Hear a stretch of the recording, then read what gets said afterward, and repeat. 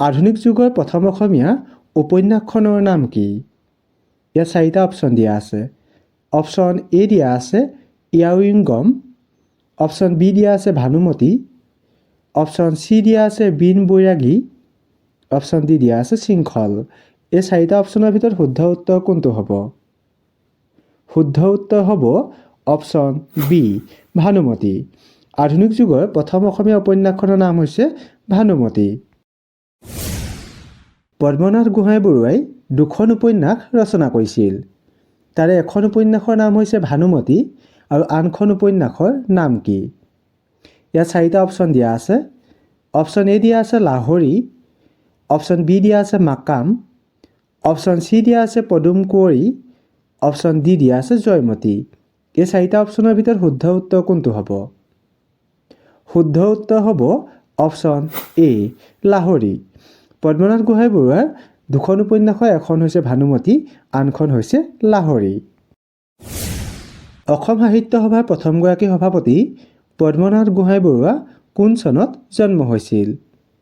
ইয়াত 4টা অপশ্যন দিয়া আছে। অপশ্যন এ দিয়া আছে 1852 চনত, অপশ্যন বি দিয়া আছে 1860 চনত, অপশ্যন চি দিয়া আছে 1865 চনত আৰু অপশ্যন ডি দিয়া আছে 1871 চনত। এই 4টা অপশ্যনৰ ভিতৰত শুদ্ধ উত্তৰ কোনটো হ'ব? শুদ্ধ উত্তৰ হ'ব অপশ্যন ডি 1871 চনত। অসম সাহিত্য সভাৰ প্ৰথমগৰাকী সভাপতি পদ্মনাথ গোহাঁই বৰুৱা 1871 চনত জন্মগ্ৰহণ কৰিছিল। তলত উল্লেখ কৰা কোনগৰাকী ইংৰাজ চৰকাৰৰ পুলিচ বিষয়া আছিল? ইয়াত 4টা অপশ্যন দিয়া আছে।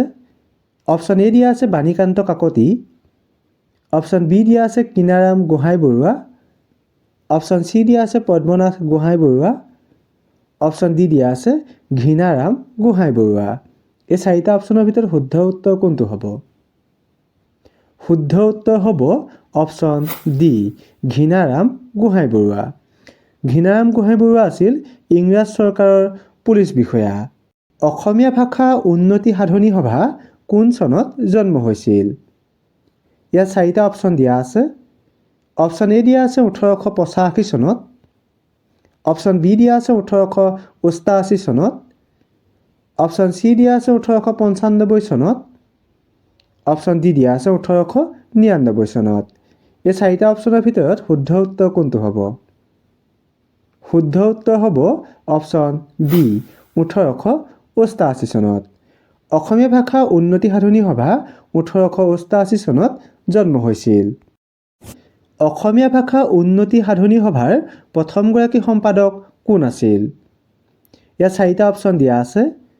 অপশ্যন এ দিয়া আছে হৰিনাৰায়ণ দত্ত বৰুৱা, অপশ্যন বি দিয়া আছে গোপীনাথ বৰদলৈ, অপশ্যন চি দিয়া আছে ৰজনীকান্ত বৰদলৈ, অপশ্যন ডি দিয়া আছে শিৱৰাম শৰ্মা বৰদলৈ।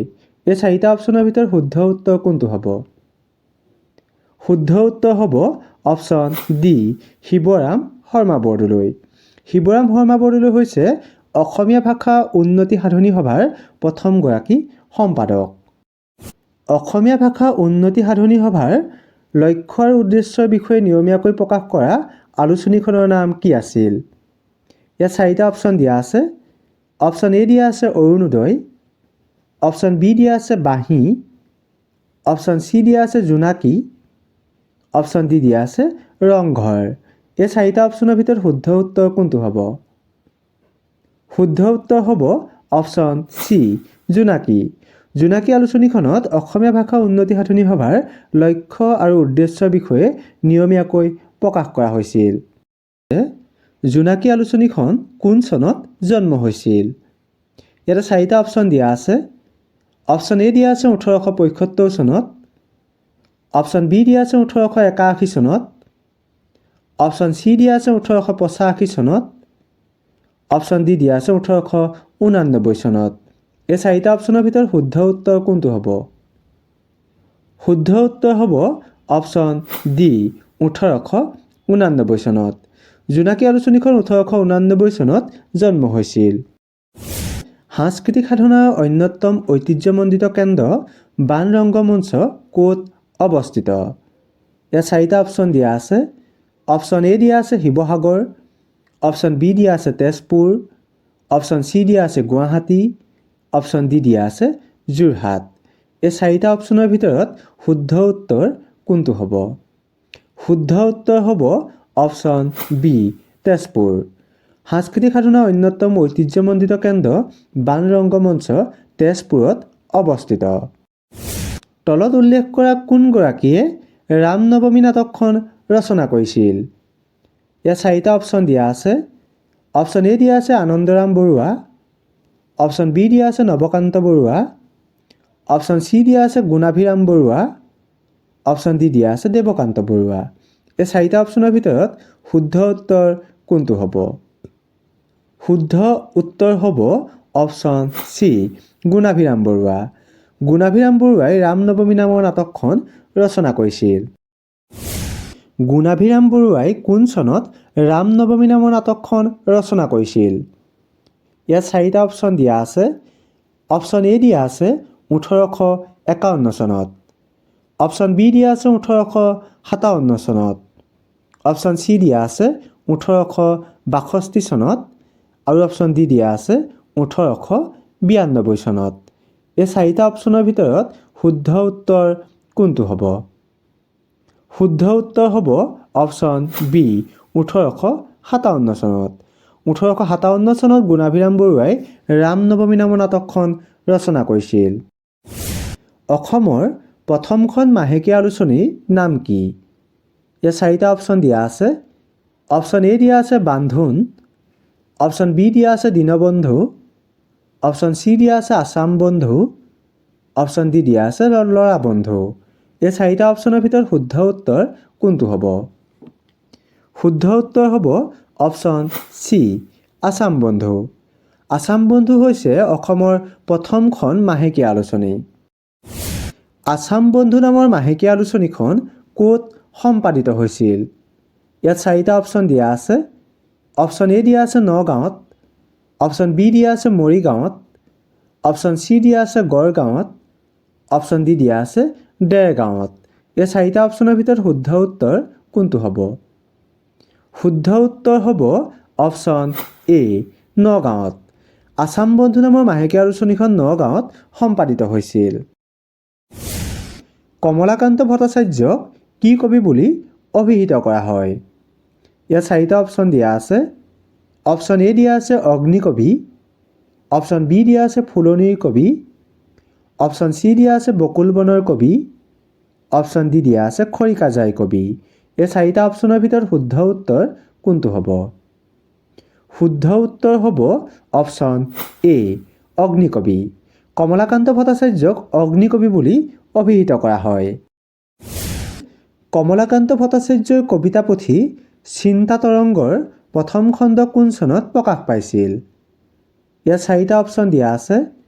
অপশ্যন এ দিয়া আছে 1922 চনত, অপশ্যন বি দিয়া আছে 1928 চনত, অপশ্যন চি দিয়া আছে 1933 চনত, অপশ্যন ডি দিয়া আছে 1935 চনত। এই চাৰিটা অপশ্যনৰ ভিতৰত শুদ্ধ উত্তৰ কোনটো হ'ব? শুদ্ধ উত্তৰ হ'ব অপশ্যন চি 1933 চনত। 1933 চনত কমলাকান্ত ভট্টাচাৰ্যৰ কবিতা পুথি চিন্তা তৰংগৰ প্ৰথম খণ্ড প্ৰকাশ পাইছিল। অসমৰ প্ৰথমখন মাহেকীয়া আলোচনী আছাম বন্ধুৰ সম্পাদক কোন আছিল? ইয়াত চাৰিটা অপশ্যন দিয়া আছে। অপশ্যন এ দিয়া আছে দেৱকান্ত বৰুৱা, অপশ্যন বি দিয়া আছে আনন্দৰাম বৰুৱা, অপশ্যন চি দিয়া আছে গুণাভিৰাম বৰুৱা, অপশ্যন ডি দিয়া আছে হৰিনাৰায়ণ দত্ত বৰুৱা। এই চাৰিটা অপশ্যনৰ ভিতৰত শুদ্ধ উত্তৰ কোনটো হ'ব? শুদ্ধ উত্তৰ হ'ব অপশ্যন চি গুণাভিৰাম বৰুৱা। অসমৰ প্ৰথমখন মাহেকীয়া আলোচনী আছাম বন্ধুৰ সম্পাদক আছিল গুণাভিৰাম বৰুৱা। 1929 চনৰ 30 মাৰ্চত যোৰহাটত অনুষ্ঠিত হোৱা অসম সাহিত্য সভাৰ একাদশ অধিৱেশনৰ সভাপতি কোন আছিল? ইয়াত চাৰিটা অপশ্যন দিয়া আছে। অপশ্যন এ দিয়া আছে কমলাকান্ত ভট্টাচাৰ্য, অপশ্যন বি দিয়া আছে হীৰেণ ভট্টাচাৰ্য, অপশ্যন চি দিয়া আছে নলিনীবালা দেৱী, অপশ্যন ডি দিয়া আছে সূৰ্য হাজৰিকা। এই চাৰিটা অপশ্যনৰ ভিতৰত শুদ্ধ উত্তৰ কোনটো হ'ব? শুদ্ধ উত্তৰ হ'ব অপশ্যন এ কমলাকান্ত ভট্টাচাৰ্য।